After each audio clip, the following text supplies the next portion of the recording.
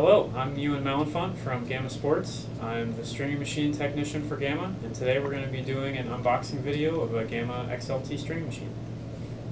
So, first we got to open the box. So let's get our razor out here. Cut that tape open really carefully.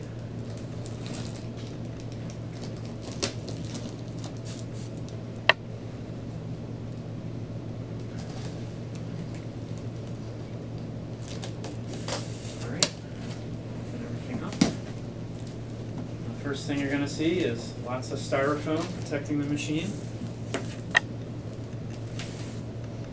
First up here.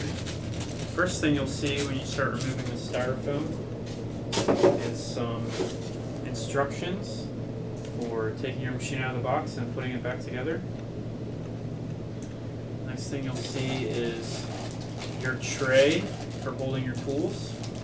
It'll have some screws and the rubber insert in there as well. And then there's a lot more styrofoam. So let's start taking that out. Then you'll start to see your machine. And the machine comes reassembled, ready to go, other than that tray that you saw already.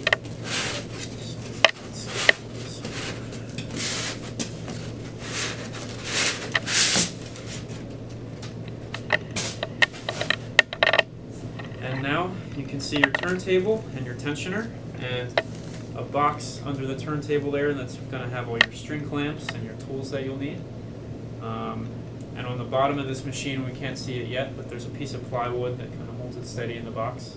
Alright, so we've gotten the machine out of the box. It's probably a two-person job at least to be safe.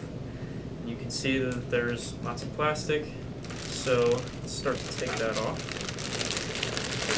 And show us a box of clamps and tools here.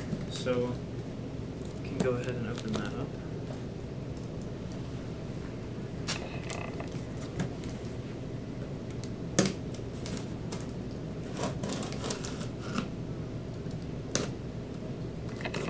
Okay.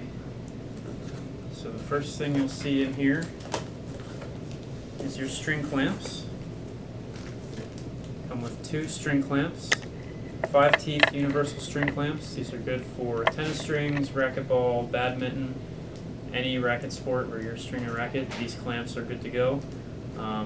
Fully adjustable to any tension and clamping pressure that you would need. Okay, AC adapter plugs into your power cord and then directly into your machine so that you have power.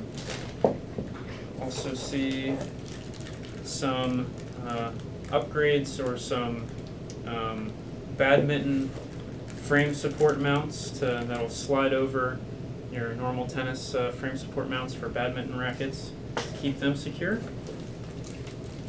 Also have one side of the rubber feet assembly for the bottom of the machine. Have your power cord. You have your stringing tools like pliers and awl and the clippers. And then in here you have some more tools like your Pathfinder awl. You'll have your hex or Allen wrenches in here as well. Some other plastic pieces that can fit onto the machine and the mounting system. And that's about it for the tools. Alright, so now that we have the plastic and all the styrofoam off of the machine, the last thing that we need to do is remove this plywood base that comes with the package. You'll find the instructions on how to do that on this sheet that you find at the top when you unbox the machine. And there's 8 screws that you'll need to remove from the plywood. You can see them right here and over here. And then you'll just take off this large sheet of plywood on the bottom and then 2 smaller squares that are supporting the machine. And then your machine will be ready to go.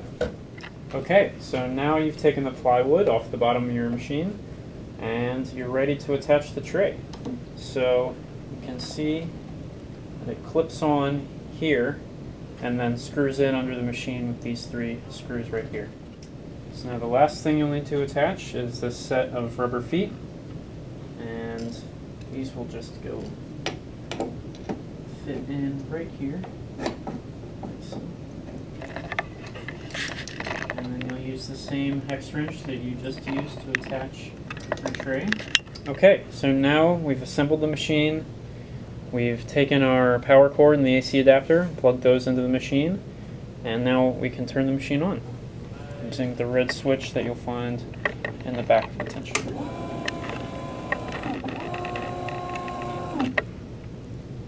You'll see it count down from 9.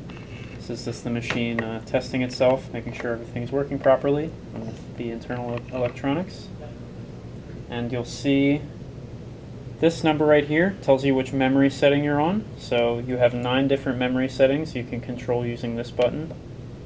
And you can see the different tensions with each memory displayed over here. There are all 9. I don't know why anyone would ever string at 80 pounds, but that's what that one's set to. So here you have the knot function, and this will increase the tension on your last strings that you pull in your string bed for the knots by either 10 or 20%. You can turn that off. Over here you can enter a tension into your memory or clear a tension that's already in there. This button right here controls the speed that the tensioner pulls the string. You have 3 different options: slow, medium, and fast. No matter which option you choose to pull the string, the string tensioner up here will always return at the same speed. Right now it's set on fast, so here let's set it on medium. You can see that's a little bit slower, and it'll still return at the fast speed, and then slow.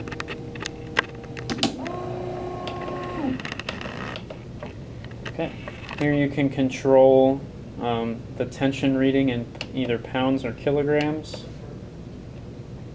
Over here we have the pre-stretch function, which will pre-stretch your string by either 20% what your tension is or 20%. Basically what that means is the tensioner up here will pull the string twice. It won't do it now because we don't have a string in there, but we can show you that later. You can also set it to 20%. These are the buttons that you use to raise or lower the tension. You can do it by plus or minus a full pound or by plus or minus 0.1 pounds. It's a nice function right there. You can really tone down the string tension that you want. And that's basically all the functionality that you get out of your electronics on the XLT.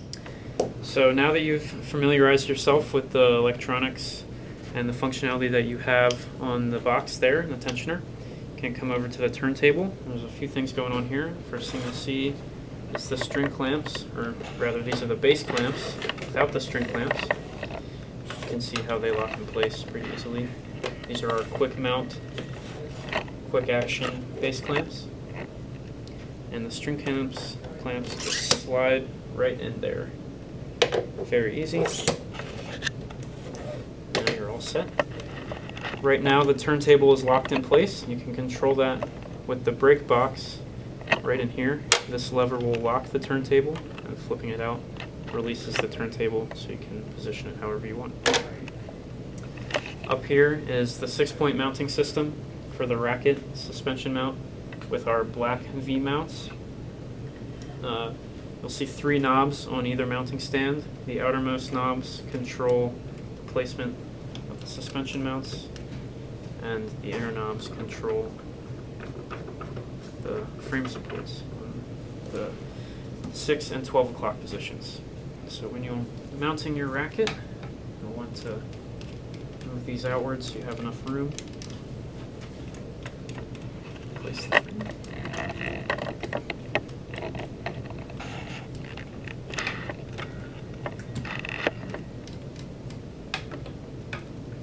You want to make sure your racket is centered between the 12 o'clock and the 6 o'clock grommets.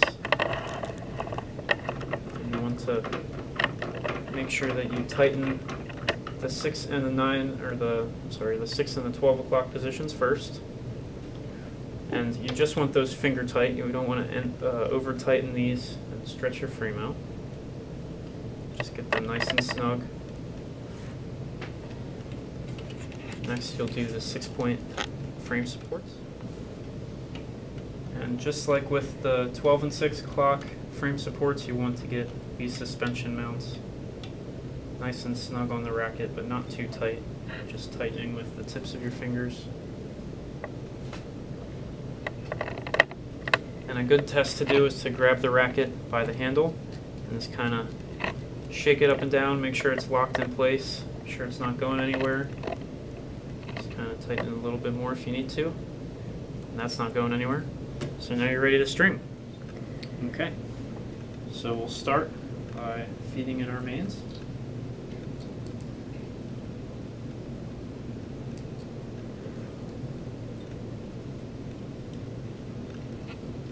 Make sure we're pulling both sides through evenly.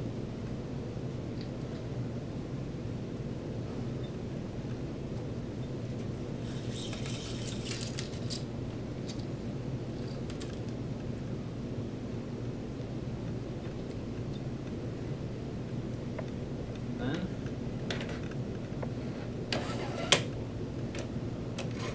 use our clamp. And this is the great advantage of having a machine with base clamps. So you don't need a starting clamp, you can just clamp your string right on the turntable.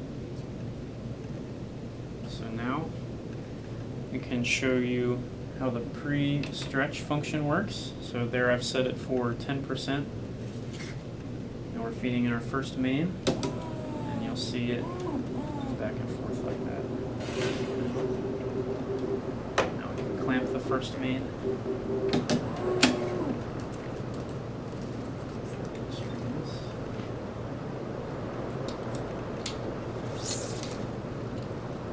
Start by doing the first 2 strings on one side of the racket.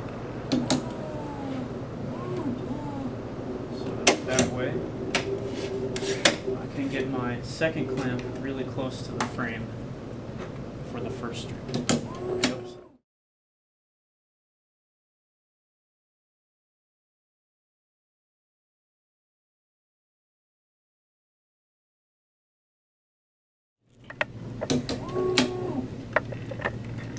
So now we've come to our last 2 mains, and we're ready to use the knot function so that we don't lose tension when we tie off our main strings.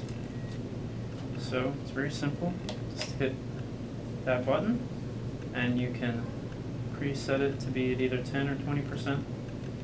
And then, string a little short. Okay. And then we'll still do that pre-stretch if you leave it on, but now the tension will be 10 or 20% higher than how you've set it. And then you'll want to go ahead and hit that again for your second main string.